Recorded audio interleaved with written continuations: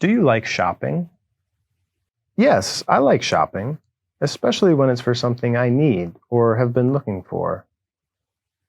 I also find it to be a great way to explore different products and learn about new trends and styles. It can also be a good way to spend time with friends. Do you compare prices when you shop? Why? Yes, I do, as I believe it's important to be mindful of my budget and to make informed decisions. By comparing prices, I can ensure that I'm getting the best value for my money. Is it difficult for you to make choices when you shop? It depends on the situations, but sometimes I do find it difficult to make choices when I shop. There are often many options to consider, and it can be overwhelming to weigh the pros and cons of each one. If I struggle to make a choice, I'll usually ask for a friend's input. Do you think expensive products are always better than cheaper ones? I think it's generally true that you get what you pay for. For certain items like clothes, electronics, or furniture, I don't mind spending extra for high-quality items that will last for a long time.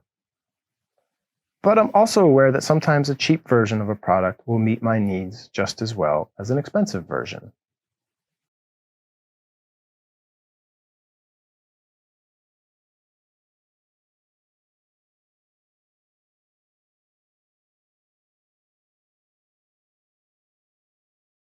The book I read that I found useful is called How to Win Friends and Influence People by Dale Carnegie. I read this book when I was in university, and it has been one of the most impactful books I've ever read. I don't usually read self-improvement books, but I knew about this book because of how popular it is. You can find it in almost every bookstore in the world, so I decided to give it a try. The book is about how to improve your communication skills and relationships with others. It offers practical tips and advice on how to make people like you, how to handle difficult situations, and how to be a better listener. The tips and advice shared in the book are based on Carnegie's extensive experience in public speaking and his observations of people's behavior.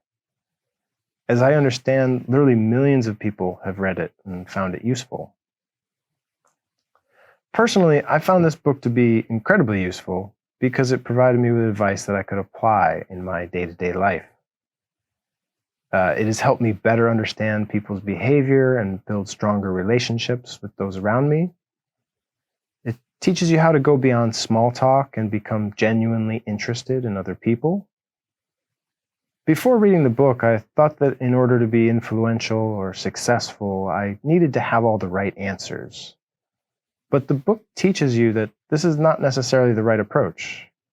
Instead, we need to learn to listen, cooperate, and build relationships. I felt very positive about this book because it had a positive impact on my life. I would highly recommend it to anyone looking to improve their communication skills, and it's essential reading for anyone who's hoping to be a leader in their personal or professional life.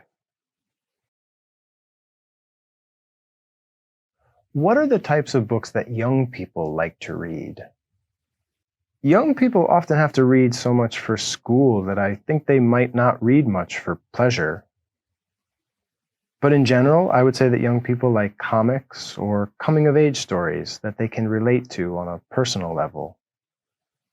Other than these two things, I would also say that they like something that is different from the books that they need to read as a part of their schooling. What's the difference between the reading habits of older people and the reading habits of younger people? Many older people read for pleasure and lifelong learning goals. Because they already have a lot of experience and knowledge, their interests can branch off in many directions. Young people often are required to read the books assigned to them by their teachers, so they may be less likely to read purely for pleasure or extracurricular learning. What's the difference between printed books and e-books? Yes, there's a small difference between the experiences of printed books and e-books. For one, printed books can be very heavy to carry around. People might also have to travel to a bookstore to buy printed books. Ebooks are more convenient because people can read on their phone or tablet. People can also travel with hundreds of ebooks, but you could never fit that many printed books in a suitcase. Some people say that it's easier for children who start reading from a young age to succeed. Do you agree? Yes, I would say that it's generally true that there are advantages to starting reading from a young age. For instance, it can help young people build a habit of reading that they carry later into life. Given all that can be learned from books, this must help them become successful. At the same time, people can develop an appreciation for books and ideas at any point in their life, not only when they're young.